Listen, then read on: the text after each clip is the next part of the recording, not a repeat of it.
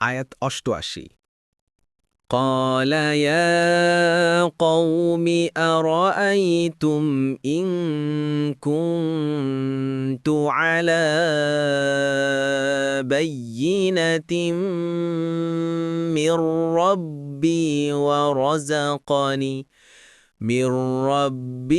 ورزقني منه رزقا حسنا وما أريد أن أخالفكم إلى ما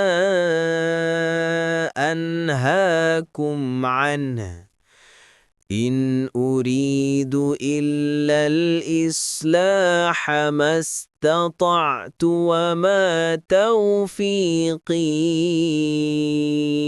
إلا بالله عليه توكلت وإليه أنيب তিনি বললেন, হে আমার সম্প্রদায়, তোমরা ভেবে দেখেছ কি আমি যদি আমার রব প্রেরিত স্পষ্ট প্রমাণে প্রতিষ্ঠিত হয়ে থাকি এবং তিনি যদি তার কাছ থেকে আমাকে উৎকৃষ্ট রিজক দান করে থাকেন, তবে কি করে আমি আমার কর্তব্য হতে বিরত থাকব? আর আমি তোমাদেরকে যা নিষেধ করি আমি নিজে তার বিপরীত করতে ইচ্ছে করি না।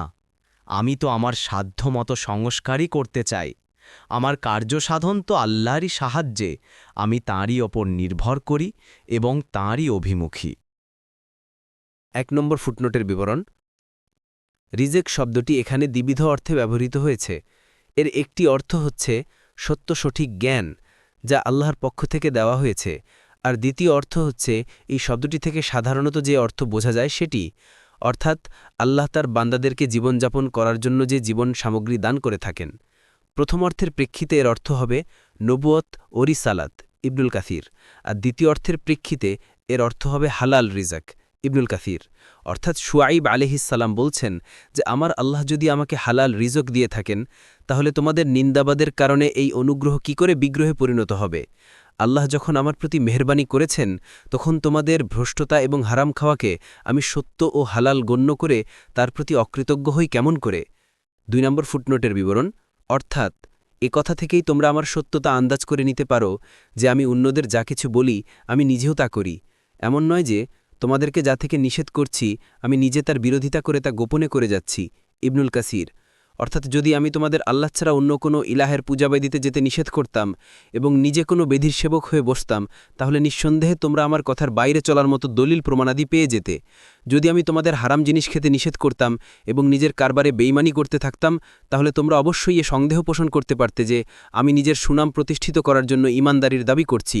কিন্তু তোমরা দেখছ যেসব অসৎ কাজ থেকে আমি তোমাদের নিষেধ করছি আমি নিজেও সেগুলো থেকে দূরে থাকছি।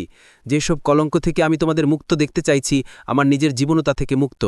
তোমাদের আমি যে পথের দিকে আহ্বান জানাচ্ছি আমার নিজের জন্য আমি সেই পথটিই পছন্দ করেছি। এসব জিনিস এই কথা প্রমাণ করে যে আমি যে দাওয়াত দিয়ে যাচ্ছি সে ব্যাপারে আমি সত্যবাদী ও একনিষ্ঠ।